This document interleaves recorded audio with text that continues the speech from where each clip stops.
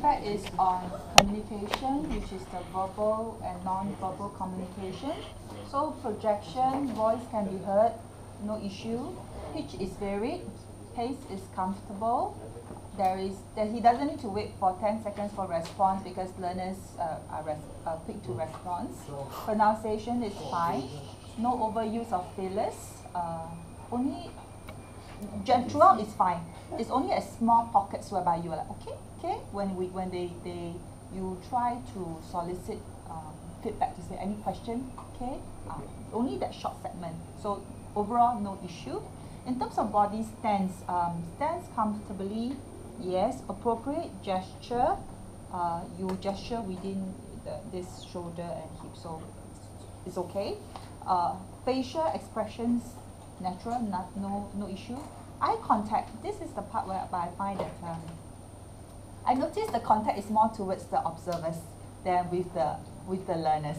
It's like from my angle, I'm looking. I say, okay, I can see that he's looking at me, but I don't. What I'm observing is I'm observing whether he looks at the learners, but that seems to be lacking.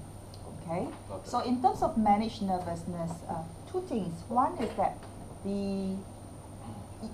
I get very dizzy because when you were standing there and presenting, you were moving around in small circles and moving in small circles and small circles. So it's the pacing, that part is like I do not know whether is it nervousness, but I noticed the movement, move back, move forward in circles. That's one. Secondly is that the hand is in the pocket. First is the right pocket, after a while it's in the left pocket, and it's throughout. You will have that action. Then when the learners were presenting the fire triangle, your arm was crossed. So that part I look at it, I'm like, okay. I'm not sure what was it, but that was the gesture that I observed. Yeah, so that's my feedback. Thank you. For mine is on the media feedback. For the presentation slide, you use the 6x6 format. Words are actually readable, and the large font size. Some of the points is not really large lah, but I still can read. If it's like able to slightly bigger, that would be better. Yeah. You actually did very well in the giving the key point.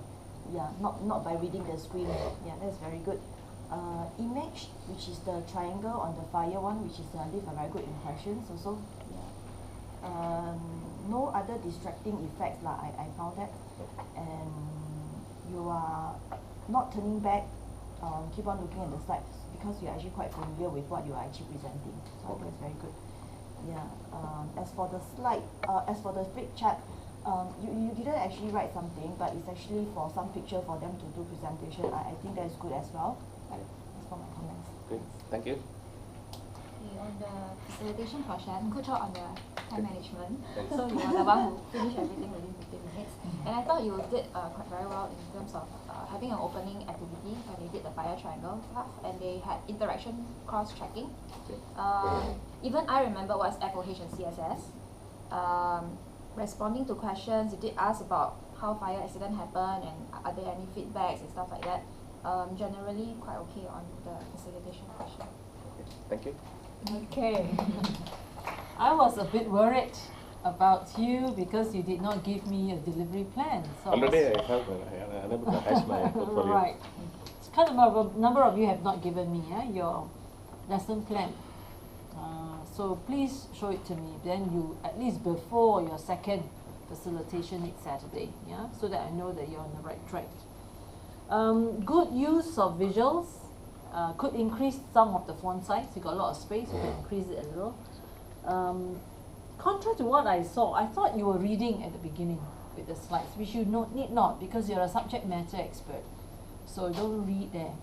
And maybe it's also your dressing. Try not to wear t-shirts. Guys, you know, the moment you wear t-shirts, you kind of, your body system will tell you to relax. But tuck-in is okay. Yeah, we'll see afterwards, yeah. Try not to, as I say, in the classroom presentation, t-shirts is not appropriate, yeah. And as a result, I saw you putting your hands on the hip. Right, you're on the hip, or you're in your hands in the pocket, or you're crossing your hands. So you kind of, these are all relaxed mode. You see, the moment you dress, sometimes you just go onto a relaxed mode. Yeah. So try to see if you could pay some attention to it. Your okay could use less of okays. Could slow down your pace a little. Don't rush. So when it comes to writing on the flip chart, I didn't see any evidence of how you scribe. You know, how you scribe, how you title it, the size of your scribing, how you summarize learners' input. Now, very good that you have pre-prepared. Maybe what you could do is to get learners to scribe it, and then you use another flip chart to sort of summarize the key points. In a way, you took away the learning from them when they were all ready to kind of present it on your flip chart and you tell them later. Oh, right. So instead of you introducing the concepts, let them introduce what they have first. And that is form part of learning. And later on, after you present, they can then do some adjustment and correction. That will deepen learning better. I think you need to process more. You are very mindful of the time, which is very good time management. I don't know how many times you walk forward to check the time. You know, it's almost like he comes, he checks, he comes, he checks. Try to use the clock out there.